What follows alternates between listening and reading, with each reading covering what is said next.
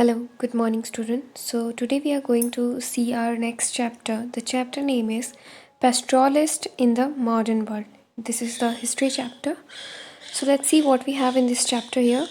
In this chapter, you will read about the nomadic pastoralist. Basically, see what is nomadic pastoralist. तो ये खाना बदोश चरवाहे होते हैं. इनका बेसिक जो लाइफ होता है ये पशुपालन और इनसे मिलने वाले दूध दही और इन चीज़ों से ही इनका जीवन निर्वाह जो वो किया जाता है. Nomads are the people who do not live in one place but move from one area to another to earn their living in many parts of the India. We can see the nomadic pastoralists on the move with their herds of the goats and sheep or the camels and cattle. Have you ever wondered where they are coming from and where they are headed? Do you know how they live and earn and what their past has been? Pastoralists rarely enter the pages of the history textbook. When you read about the economy, whether in your classes of your history or economics, you learn about the agriculture and industry. Sometimes you read about the artisan, but rarely about pastoralist, as if their lives do not matter, as if they are figures from the past who have no place in modern society.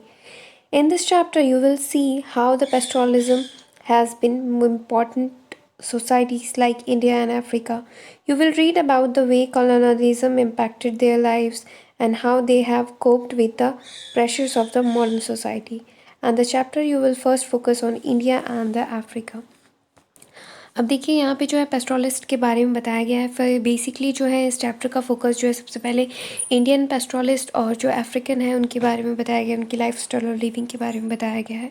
सबसे पहले तो मैं आपको ये बता दूँ कि जो पेस्ट्रोलिज्म है ये बेसिक जो ये लोग होते हैं आप इन्हें एक तरह से बंजारा कह सकते हैं. ये कभी भी एक प्लेस पर जो है ये नहीं रहते, ये पूरी लाइफ लॉन्ग ये एक प्लेस से दूसरे प्लेस पे हमेशा ट्रैवल करते रहते हैं.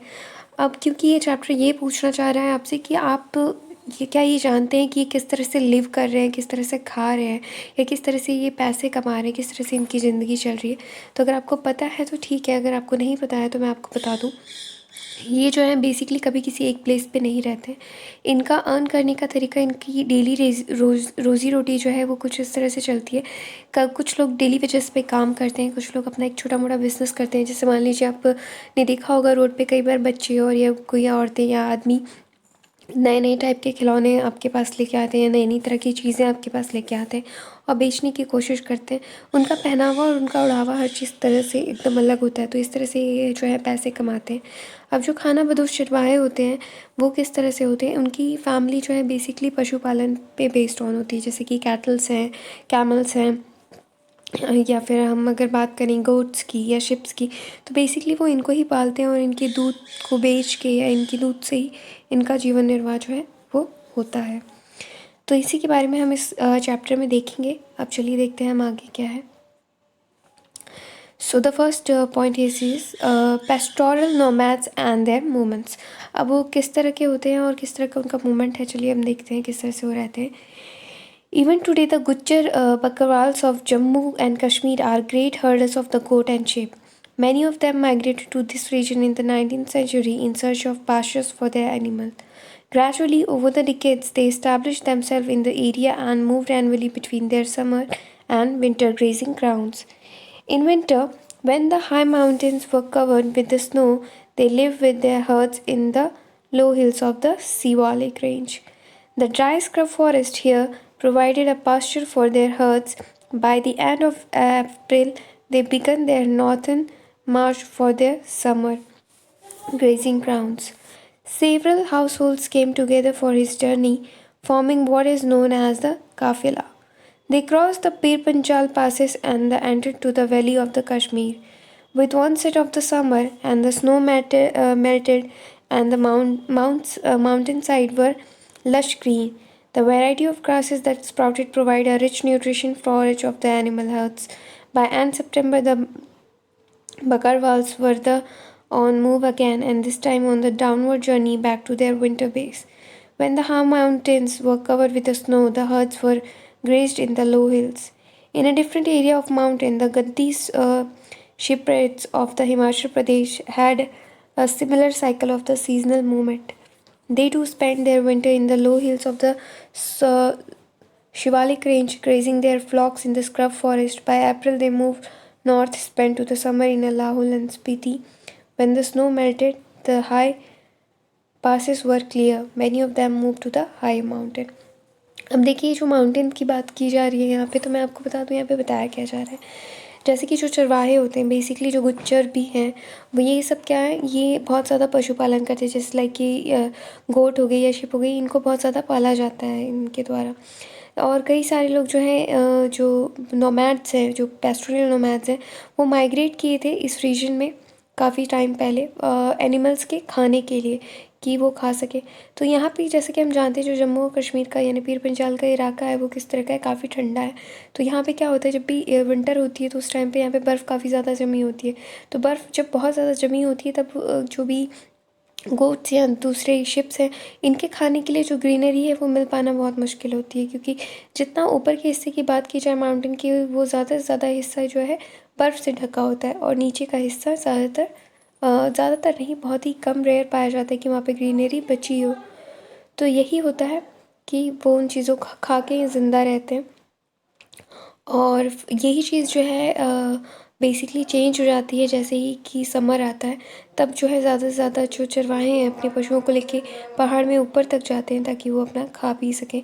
इस तरह से यहाँ की लाइफ जो है वो कुछ चल रही है, लोग खा पी रहे हैं और रह रहे हैं। उनके इवन उनके जो जानवर हैं जिनको पाल रहे हैं, कुछ इस तरह से ही वो जो है रह रहे हैं। तो जो ये हिल्स हैं, जो हिमालय की बात की जाती है, तो लोअर हिल्स को लो शिवालिक एरिया कहा जाता है, और जो हाई हिल्स है उन्हें हाई शिवालिक एरिया के नाम से भी जाना जाता है। अब चलिए हम देखते हैं आगे, क्योंकि हम जैसे कि जानते हैं कि जो माउंटेन्स है वो बर्फ़ में बहुत ज़्यादा ढके हुए रहते हैं, तो उस वक्त जो है यहाँ पे रास्तों का भी मिलना मुश्किल होता है। लेकिन जब वो बर्फ़ पिघल जाती है, तब रास्ते भी वहाँ के आसान हो जाते हैं। By September, they began to return. The movement on the way stopped once again in the village of Laul and Spiti, reaping their summer's harvest and sowing their winter crop. They descended with their flock to their winter grazing ground on the Shivalik hills. Next April, once again, they began their march with their goats and sheep to the summer meadow. अब देखिए यहाँ पे bye सितंबर जो है वो अपने return movement की तरफ बढ़ जाते हैं, वो रिटर्न होने लगते हैं। और इसके साथ साथ जो है वो जो भी विंटर में उगने वाली फसलें होती हैं उनको उगाते हैं और उनका पालन पोषण करते हैं। इसके साथ साथ जो है उनके जो भी पशु हैं जिनको उन्होंने पाला है, उनको विंटर में ग्राउंड में बिठा दिया जाता है ताकि वो धूप सेक सकें, और शिवालिक हिल्स में। और अप्रैल के बाद बन सके मार्च में ये सारी चीज़ें फिर से समर मेडो का वेट करना शुरू कर देती है। Further to the caste in Garhav and Kumaon, the Gujar cattle herders came down to the dry forest of the Bhabar in the winter and went up to the high meadow, the Bugals, in summer. Many of them were originally from Jammu and came to UP hills in the 19th century in search of good pasture. अब देखिए यहाँ पे जो है, यहाँ पे कुछ cast के बारे में बताया गया, जो गढ़वाल हैं या कुमाऊँ हैं। ये गुज्जर जो होते हैं, जो कैटल के हर्डर्स को अपने पास रखते हैं, पालते हैं। विंटर में और ड्राई फॉरेस्ट के टाइम पे कई जगह जो है इनका चेंज होते रहता है, और इस वजह से जो है बेसिकली एक अच्छे खाने की तलाश में एक जगह से दूसरी जगह ये ट्रैवल करते रहते हैं। Now, this pattern of the cyclical movement between summer and winter pasture was typical of many pastoral community of the Himalayas, including the Bhautias, Sherpas, and the Kenoperis. All of them had to adjust to the seasonal changes and make effective use of available pasture in different places. When the pasture was exhausted or unusable in one place, they moved their herds and flock to the new area. This continuously movement also allowed the pastures to recover and it prevented their overuse. अब देखिए यहाँ पे बताया गया है कि जिस तरह से ये जो पैटर्न है ये चला आ रहा है, जैसे कि मान लीजिए कहीं एक जगह पे अपने फ्लॉक्स या जो भी हर्डर्स हैं उनको रोक लिया गया है, वहाँ पे खिलाया पिलाया गया। अगर वहाँ की चीज़ें ख़त्म हो जाती है तो उसके बाद ये लोग फिर एक जगह से दूसरी जगह मूव करना शुरू कर देते हैं पास्चर की तलाश में, और इस तरह से क्या होता है, फिर से थोड़ा सा टाइम मिल जाता है और दूसरी ग्रीनरी को उगने का और फिर उसके बढ़ने का। तो इस तरह से ये चीज़ जो है ये कंटिन्यू चलते रहती है। So now we see the next topic on the plateaus, plains and the desert. Not all pastoralists open in the mountains, they were also to be found in the plateaus, plains and deserts of India. अब यहाँ पे ये कहा जा रहा है कि ऐसा ज़रूरी नहीं है कि सारे के सारे पेस्ट्रोलिस्ट जो हैं वो आपको सब माउंटेन पे ही मिले, बल्कि इंडिया की और भी कई जगहों पे जो है वो आपको मिल सकते हैं, लाइक डेजर्ट्स, प्लेन्स या प्लेटूज़ पे। The Hungars were the important pastoral community of Maharashtra. In the early 20th century, their population in this region was estimated to be 4,67,000. Most of them were shepherds, some were blanket weaver, and still others were buffalo herder. The Dhangar shepherds stayed in the central plateau of the Maharashtra during the monsoon.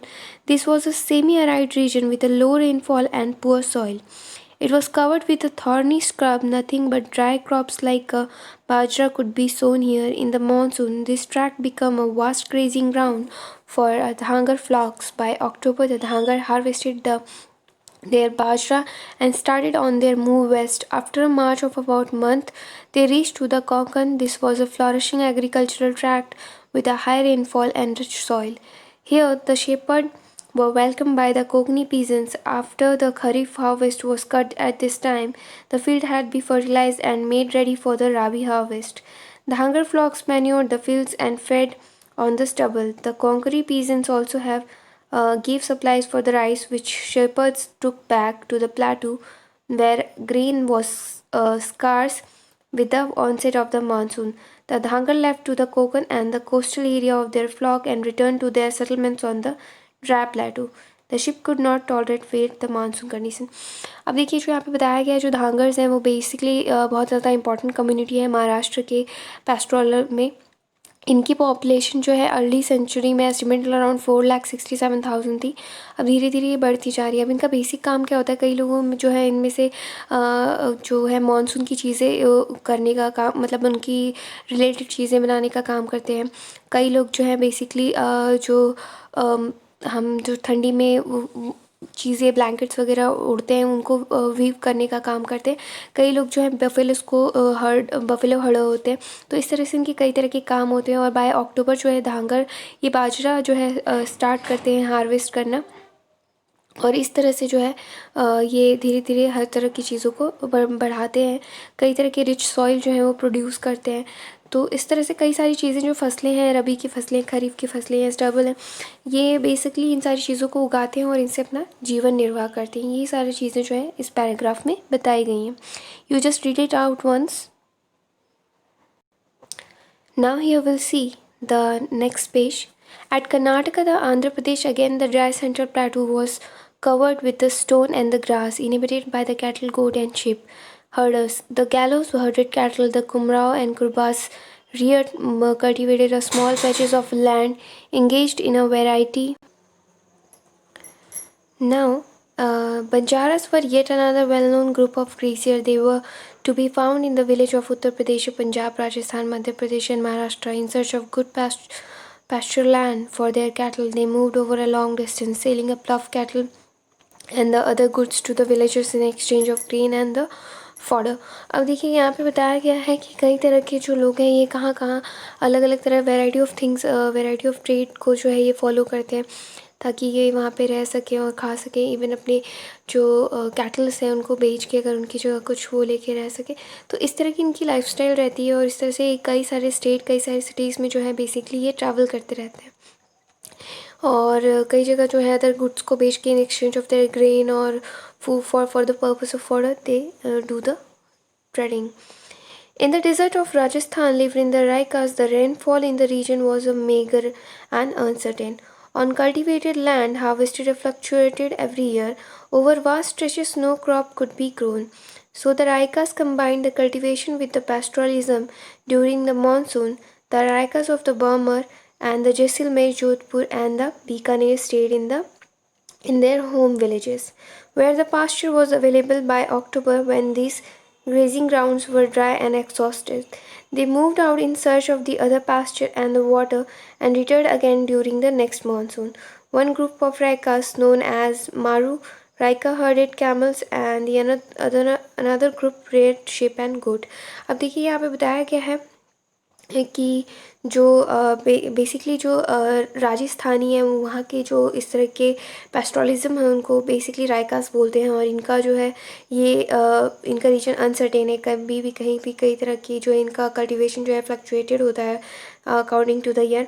और ये monsoon में रायकास जो है बरमार, जिसमें जोधपुर, बीकानेर जैसी जगहों पे कई जगह इनके होम्स विलेजेस होते हैं जहाँ पे ये अपने खाने के अकॉर्डिंग वहाँ पे अवेलेबल होते हैं, उसने उस तरह से वहाँ पे रहते हैं।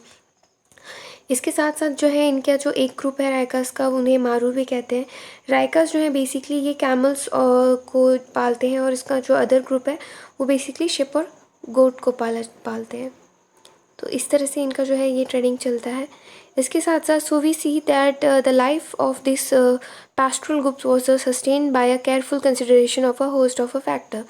They had to judge how long the herds could stay in one area and know where they could find the water and pasture. They needed to calculate the timing of their movements and ensure that they could move through different territories. They had to set up a relationship with the farmers on the way so that the herds could graze in the harvested field and manure the soil. They combined a range of different activity, cultivation, trade and the herding to make their living. अब देखिए basically इनकी life कुछ इस तरह से ही चलती है और इनकी अपनी ज़िंदगी चलाने के लिए ये इस तरह से ही एक जगह से दूसरी जगह ट्रैवल करते रहते हैं according to the time and moment. मतलब बेसिकली इनका और इनका जो रिलेशनशिप है फार्मर्स के साथ, इनको काफ़ी अच्छा बनाया ये लोग बनाते हैं। और जो भी चीज़ें इन्हें हार्वेस्ट करनी होती है तो उसके लिए जो है सॉइल का फर्स्ट ऑफ ऑल जो भी मैन्योर करना होता है ये काफ़ी अच्छा तरह से करते हैं। तो काफ़ी सारी चीज़ें जो हैं इन्हें आती है और अपने जीने के ढंग से जो भी चीज़ें इनके लिए रिलेटेड है अकॉर्डिंग टू देयर पास्चर्स और you can say for the food, they know how to do it everything and they maintain a relationship with the farmers and accordingly they needed to calculate the time of the moments, like कब उन्हें एक जगह से दूसरी जगह move करना है, किस मौसम में कहाँ रहना है कहाँ नहीं रहना है। तो ये सारी चीज़ें जो है काफ़ी फोकस की जाती हैं। How did the life of pastoralist change under the colonial rule. अब इनकी लाइफ जो है कॉलोनियल रूल आने से किस तरह से चेंज हुई थी, चलिए अब हम देखिए यहाँ पे कुछ इमेजेस बताए गए हैं, आप इनको देखिएगा जहाँ पे किस तरह से जो पेस्ट्रोलिस्ट है वो अपने हर्डर्स को, शिप हर्डर्स को लेके जा रहे हैं, आगे बढ़ रहे हैं। और यहाँ पे कुछ जो है Maru Raika generalist with a group of Raikas, जो रायकास है उनके साथ कुछ ये रायकास है जो कुछ लोगों के साथ बैठे हुए हैं और कुछ डिस्कशन कर रहे हैं। It's kind of may be about their past और about their future, what they are deciding to do. Now here we see the colonial rule and the pastoral life. Under the colonial rule, the life of the pastoralists changed dramatically. Their grazing grounds shrank and their movements were regulated, and the revenue they had to pay increased, and the agricultural stock declined, and their trades and crafts were adversely affected. How? अब देखिए बोल रहे हैं कि जैसे ही colonial rule आया इससे जो है इनकी लाइफ बहुत ज़्यादा अफेक्ट हुई और किस तरह से ये जो है का अफेक्ट हुई है और क्या क्या इनके अफेक्ट पड़े हैं, ये सारी चीज़ें चलिए देखते हैं कि कैसे पड़े, वो हम आगे पढ़ेंगे। So first, the colonial state wanted to transform all grazing lands into a cultivated farms. Land revenues was one of the main sources of its finance. By expanding cultivation, it could increase its revenue collection. अब देखिए बात क्या कर रहा है, जो first colonial state था वो ट्रांसफॉर्म कर रहा था अपने लैंड को और इस तरह से कल्टीवेट किया जा रहा था ताकि वहाँ पे फार्मिंग की जाए और जो भी लैंड रेवेन्यू है उसको ज़्यादा से ज़्यादा बढ़ाया जा सके, एक्सपांड कल्टीवेशन को जो है एक्सपांड किया जा सके ताकि ज़्यादा से ज़्यादा रेवेन्यू कलेक्ट किया जा सके। It could at the same time produce more jute, cotton, wheat and the other agriculture produce that were required for England. और ये ज़्यादा से ज़्यादा वैसी ही चीज़ें प्रोड्यूस कर रहे थे जो इंग्लैंड के लिए रिक्वायरमेंट को पूरी ख़त्म कर सके, मतलब जहाँ जो भी इंग्लैंड की रिक्वायरमेंट थी उसके अकॉर्डिंगली वो सबसे ज़्यादा उस चीज़ को उगा रहे थे। To colonial officials, all the uncultivated had appeared to be the unproductive. It produced neither revenue nor agricultural produce. It was seen as the wasteland that needed to be brought under cultivation. From the mid 19th century, wasteland rules were enacted in various concessions and encouraged to the settlements these lands. Some of them were made a headman of villages in the newly cleared areas. In most areas, the lands taken over were actually grazing tract used regularly by the pastoralist, so the expansion of cultivation, invisible, meant the decline of pastures and the problem of pastoralist. अब देखिए ये कई सारी चीज़ें जो है उनके area के बारे में बता रहा था, जो कि वहाँ के हेडमैन थे, कई जैसे कि उन्होंने किस तरह से उनका लैंड जो है वो ले लिया और किस तरह से उसको ग्रेस कर रहे थे, तो ये सारी चीज़ें इसके अंदर. So here we start the second. By the mid 19th century, various forest acts were also being enacted in a different provenance. Through these acts, some forests which produced commercially valuable timber like Devdar or Sal were declared as reserved. No pastoralist was allowed access to the forest. Other forests were classified as protected. In this, some customary grazing rights of the pastoralist were granted, but their movements were severely restricted. The colonial official believed that the grazing destroyed the sapling and young shoots of trees that germinated on the forest floor. The herds trampled over the sapling and munched away the shoots. This prevented new trees from growing. अब देखिए इस paragraph में क्या बताया गया है. Basically जब colonial rule आया था तो पेस्ट्रोलिस्ट जिस तरह से फॉरेस्ट में जाके अपनी जो भी पशु होते थे उनके, यानी जो भी उनके पाले गए मवेशी होते थे, जब उनको बेसिकली पास्चर्स के लिए वो लेके जाते थे, तो इससे क्या प्रॉब्लम होती थी कि फॉरेस्ट डिपार्टमेंट में ने जो भी कुछ वहाँ पे छोटे छोटे पौधे उगाए हैं, तो उनके फुट उन पे जाने की वजह से फूड जो प्लांट्स होते थे वो क्या होते थे, कुछ ले जाते थे बेसिकली. तो जिस तरह से वो ख़राब हो रहे थे, तो इससे क्या हो रहा था, फॉरेस्ट में बेसिकली नए पेड़ पौधों का उग पाना जो है वो मुश्किल होता जा रहा था. इसके साथ साथ फॉरेस्ट डिपार्टमेंट ने कई ऐसे कमर्शियल ट्रीज़ भी जो थे वो लगाए थे और उसे एज अ रिज़र्व डिक्लेयर कर दिया था. मतलब उन ट्रीज़ को आप ना तो काट सकते हैं, ना तो आप उनको कोई हार्म पहुंचा सकते हैं. अगर आप ऐसा करते हुए पाते हैं तो आपको जुर्माने के साथ साथ कई तरह की सज़ा भी जो है वो मिल सकती थी. तो इस तरह की सारी चीज़ें जो है कॉलोनियल रूल के अंडर इंट्रोड्यूस की गई. Now we see the next paragraph here.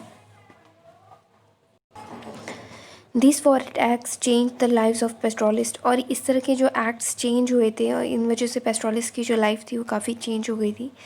They were now prevented from entering a many forests that had earlier provided a valuable forage for their cattle. Even in the areas they were allowed entry, their movements were regulated. They needed a permit for entry. The timing of their entry and departure was specified, and the number of days they could spend in the forest was limited. Pastoralists could not longer remain in an area even if a forage was available. The grass was succulent and the undergrowth in the forest was ample. They had to move because the forest department permit that had been issued to them now ruled their lives. The permit specified the period in which they could be legally within a forest. If they overstayed, they were liable to fine. अब देखिए यहाँ पे क्या problem हो गई थी. जो forest department था उन्होंने कई सारे रूल्स एंड रेगुलेशन जो है वो डिफ़ाइन कर दिए थे, जिनके अंदर ही वो बेसिकली पेस्ट्रोलिस्ट को रहना था. वो उसके अगेंस्ट नहीं जा सकते थे. अगर जाते हैं तो उन्हें फ़ाइन पे करना होता.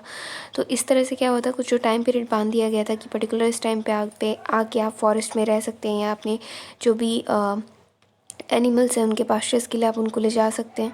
लेकिन अगर उससे ज़्यादा टाइम आप वहाँ पे स्पेंड करते हैं, आपको टाइम उससे ज़्यादा टाइम रुकते हुए पाया गया, तो आपको लीगली फ़ाइन पे करने के लिए आप लायबल हो जाते हैं. तो इस तरह की चीज़ें जो है ये कहीं ना कहीं इनकी लाइफ को बहुत ज़्यादा अफेक्ट कर रही थी, काफ़ी ज़्यादा प्रॉब्लम जो है इनके लिए क्रिएट कर रही थी. Now we'll see the next para. The third British officials were superstitious of a nomadic people. They distrusted a mobile craftsman and the traders who hawked their goods in villages, the pastoralists who changed their places of residence every season, moving in search of a good pasture for their herds. The colonial government wanted to rule over a settled population. They wanted the rural people to live in the villages in fixed places with a fixed rights on a particular field. Such a population was easy to identify and control. Those who were settled were seen as the peaceable and the law abiding. Those who were nomadic were considered to be a criminal. In 1871, the colonial government in India passed the Criminal Tribe Act. By this act, many communities of craftsmen, traders, and the pastoralists were classified as a criminal tribes. They were stated to be the criminal by nature and birth. Once this act came into the force, these communities were expected to live only in the notified village settlements. They were not allowed to move out without a permit. The village policeman kept a continuous watch on them. अब देखिए British officials ने क्या किया, कुछ जो नॉमैडिक people थे basically ये डिसट्रस्टेड माने जाते थे, तो इनके लिए एक जो है परमिट जारी कर दिया गया। और उनके ही अंदर जो कॉलोनियल गवर्नमेंट थी वो चाहती थी कि एक सेटल पॉपुलेशन हो, मतलब किसी एक जगह ये रह रहे हो और फिर उसी तरह से जो है ये माइग्रेट करें। अगर कोई इस तरह से करता हुआ ना पाया गया तो इन पे क्या किया गया, क्रिमिनल एक्ट लगा दिया गया। मतलब तब से जो है बेसिकली जो नॉमैडिक हैं वो एक तरह से क्रिमिनल माना जाने लगा उनको। तो इस तरह से कई सारी चीज़ें जो हैं ये काफ़ी ज़्यादा उनकी लाइफ को अफेक्ट करना शुरू कर दी थी। और अगर उन्हें रहना है कहीं तो उसके लिए उन्हें उसी नोटिफाइड विलेज सेटलमेंट में ही रहना होगा, और कहीं मूव करना चाहते हैं तो उनके लिए उसे उसकी परमिट लेनी होगी। विदाउट परमिट वो कहीं पे भी रोम नहीं कर सकते थे। अब चलिए देखते हैं आगे। Fourth, to expand its revenue income, and the colonial government looked for every possible source of taxation. So tax was imposed on land, on canal water, on salt, on trade goods, and even on animals. Pastoralists had to pay tax on every animal they grazed on the pastures in most pastoral tract of India. Grazing tax was introduced in the mid 19th century. The tax per head of a cattle went up rapidly, and the system of collection was made increasingly efficient. In the decades between the 1850s and 1880s, in the right to collect the tax was auctioned out to contractors. These contractors tried to extract as high tax as they could to recover the money they had paid to the state and earn so much profit as they could within the year. By the 1880s, the government began collecting taxes directly from the pastoralist. Each of them was given a pass to enter a grazing tract. A cattle herder had to show the pass and pay the tax. The number of cattle heads he had and the amount of tax he paid was entered on the pass. अब देखिए ये जो है कहीं ना कहीं colonial rule की वजह से जो है रेवेन्यू एक्सपांड हो रहा था, इनकम काफ़ी ज़्यादा हो रही थी। तो इसकी टैक्सेशन पे जो भी है नज़र रखने के लिए कई तरह की चीज़ें जो है की जाने लगी, जैसे कि और ये कई तरह के टैक्सेस भी जो है वो उन्होंने लेना शुरू कर दिया था, like land, on canal water, salt, trade goods, और इवन सब कुछ तरह के एनिमल्स पे भी। तो ये सारी चीज़ें जो है कहीं ना कहीं से चालू हो गई, और जो भी टैक्स है ये ऑक्शन होता था कॉन्ट्रैक्टर से, और कॉन्ट्रैक्टर पे भी नज़र रखी जाती थी, और कॉन्ट्रैक्टर्स इस बात का ध्यान रखते थे कि किस तरह से ज़्यादा जो है टैक्स वो लिया जा सके बाकियों से। तो ये सारी चीज़ें जो है इस टाइम पे की गई। अब चलिए देखते हैं, अब हम जो है ये वो टॉपिक यहाँ पे ख़त्म करते हैं। हमारा जो नेक्स्ट टॉपिक है वो हम नेक्स्ट वीडियो में देखेंगे। I hope you got everything, in any possible way if you have any doubt और रिगार्डिंग दिस चैप्टर और regarding this topic, anything you didn't understood, please ask me. Thank you for the day.